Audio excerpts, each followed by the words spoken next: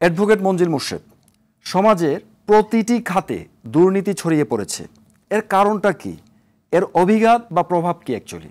ধন্যবাদ আপনাকে এবং আমার যে আলোচক আছে ওনাকেও শুভেচ্ছা জানাচ্ছি। দেখুন, হেডলাইনে কিন্তু আপনি বলেছেন যে দুর্নীতির ক্যান্সার, এবং আর একটা শব্দ ইউজ করেছেন, সেটা হলো দুর্নীতিকে না বলা, এবং প্রেক্ষাপট কিন্তু আপনার আলোচনায় কিন্তু আপনি বলেছেন।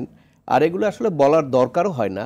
এদেশের প্রতিটা মানুষই জানে যে আমরা দুর্নীতিতে এমনভাবে আক্রান্ত হয়েছি, সেটা হলো শরীরে যদি আপনার রোগ শোকের কথা বলা হয়, সেখানে ক্যান্সারকে বলা হয় একটা মরণঘাতী ব্যাধি। অর্থাৎ ক্যান্সার হয়েছে মানে এর চেয়ে বড় রোগ আর নাই, এটি বলা হয় শারীরিকভাবে যদি কেউ অসুস্থ হয়। তো সমাজের ক্ষেত্রেও এর চেয়ে বড় আর কোনো ব্যাধি নাই যেটা দিয়ে আমরা বলতে পারি যেটা ক্যান্সারের সমান, এই দুর্নীতি। এবং এই দুর্নীতিটা আপনার আজকে না, আপনার আন্তর্জাতিক যে দিবস আছে বা আমাদের দুদক যখন বিভিন্ন দিবসগুলো পালন করে, সব জায়গায় কিন্তু দুর্নীতিকে না বলা এই স্লোগানটা কিন্তু আগে থেকে চলে এসছে। কিন্তু স্লোগানের জায়গায় থাকছে।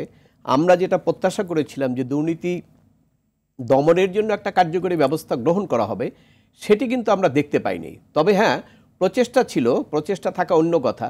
সবচেয়ে বড় সমস্যা হলো যে আমি যেটা সবসময় বলে আসছি, আরও 5 বছর আগে থেকেও আমি বলছি এটা, যে বাংলাদেশ হলো দুর্নীতির উর্বর জায়গা। তৎকালীন যে প্রধানমন্ত্রী শেখ হাসিনা কিন্তু বলতেন দুর্নীতির জিরো টলারেন্স, কিন্তু আমরা কিন্তু কর্মকাণ্ডে কিন্তু জিরো টলারেন্সটা দেখি নাই। কারণ ওনার যে পিয়ন, সেই তো 400 কোটি টাকার মালিক হয়ে গেল, কিন্তু তার বিরুদ্ধে কোনো মামলা বা তার বিগিনিং থেকে তাকে নিয়ন্ত্রণ করা, এটা কিন্তু আমরা দেখি নাই। এবং তারপরে অন্য অভিযোগ তো বিভিন্ন রকম অভিযোগ তো ছিল, হাজারো অভিযোগ, যে আসলে প্রকৃত রাজনীতিবিদ যেটা স্বাধীনতার পরে আমরা দেখেছি, সেই রাজনীতি কিন্তু আর নাই। ইভেন কি আপনি আওয়ামী লীগের কথাও যদি বলেন, স্বাধীনতার পরে যে আওয়ামী লীগ ছিল, এই গত টার্মের আওয়ামী লীগ কিন্তু সেই আওয়ামী লীগ না। কারণ এখানে আপনার দুর্নীতি, স্বেচ্ছাচারিতা সব কিছু এমনভাবে ছিল যে আলটিমেটলি দেখেন সমস্ত মানুষ কিন্তু তাদের বিরুদ্ধে বিদ্রোহ ঘোষণা করলো এবং তাদেরকে দেশ ত্যাগ করতে হলো এবং সবাইকে এখন পালিয়ে থাকতে হচ্ছে।